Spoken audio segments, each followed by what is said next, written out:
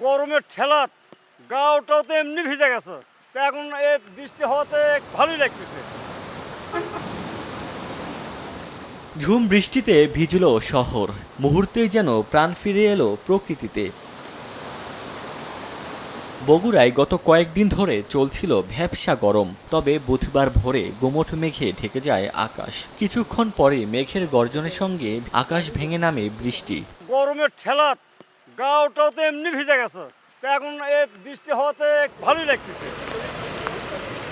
2 ঘন্টার বৃষ্টিতে শহরের সাতমাথা, বাদুরতলা, চকসূত্রাপুর, মফিজ পাগলার মোড় ও পার্ক রোড সহ অধিকাংশ সড়ক ও ফুটপাত বৃষ্টির পানিতে তলিয়ে যায়। চলতি মৌসুমের সর্বোচ্চ 75 মিলিমিটার বৃষ্টিপাত রেকর্ড করা হয়। সাতমাথা প্রায় তলে গেছে, খুব ভোগান্তির মধ্যে আছি আমরা।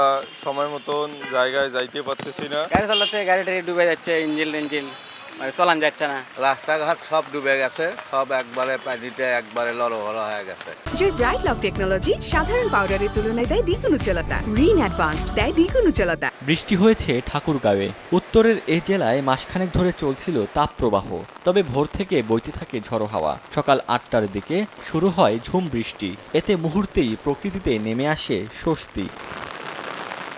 ওমর ফারুক, সময় সংবাদ।